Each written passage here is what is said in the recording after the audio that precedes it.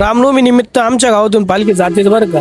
आणि जो आनंद आहे ना, सगळे एक सणासारखा साजरा करतात. नवीन कपडे, त्यानंतर 17 वर्ष आमच्या पालखीचं म्हणता म्हणता 17 वर्ष झाले, कळत सुद्धा नाही.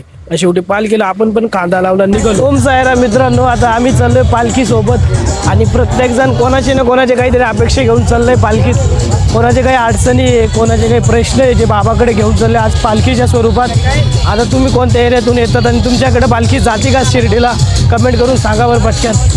आणि सकाळच्या टायमाला एवढं भारी वातावरण वाटत होतं पालखी समोर बघितली ना, म्हणजे तुम्हाला नाही सांगू शकत की जे सूर्याचे प्रकाश जेव्हा पालखीवर पडत होते का, बास एक नंबर. तुम्हाला काय वाटत काय पालखीला कसं वाटत राहिलं? काय पालखीला एकदम छान वाटत राहिलं. मग आनंद वाटतोय ना? आनंद वाटतो. मग असा आनंद कधी भेटेल का?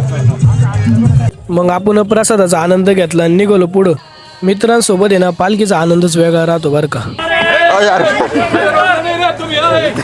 या बा एवढा दबाव पडतोय आमच्यावर. तू काय काय घातलं अण्णा तो माय घातला होता. हा का? पालखीचा आनंद एक वेगळाच आहे बरं का. आता एवढी पब्लिक चालली ना,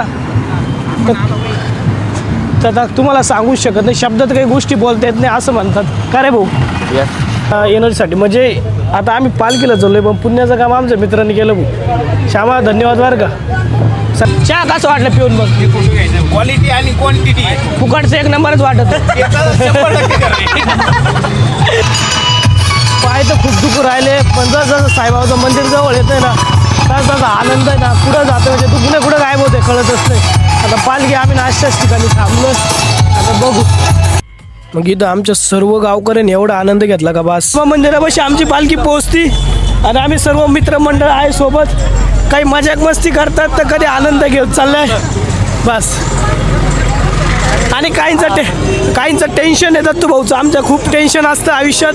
आता बाबापाशी आम्ही एवढंच मागणं करू की यांचं टेन्शन कमी हो. आता एक बार धोका खायचो को, एक बार धोका खायचो को, दोबारा नाही करू. जेव्हा शिर्डीत आलो ना, अद्भुत वातावरण वाटतं का. सगळीकडल्या वेगवेगळ्या पालख्या, त्यानंतर आपण दर्शन बिर्शन घेतलं आणि गार्डनमध्ये बसलो आणि निघालो घरी भाऊ. म्हटलं आता टाईम खूप झाला आणि मित्राला बोलवलं आणि गाडीचं पेट्रोलच संपलं जाताना भाऊ. म्हटलं आता काय नशीब आहे. शेवटी तिथून गेलो प्रसादाच्या, तिथं प्रसाद होता ना आमच्या गावचा, तिथं प्रसाद घेतला. आणि तुम्ही असं स्क्रोल करून जात्या भाऊ. लवकर फॉलो करा बरं आपल्याला.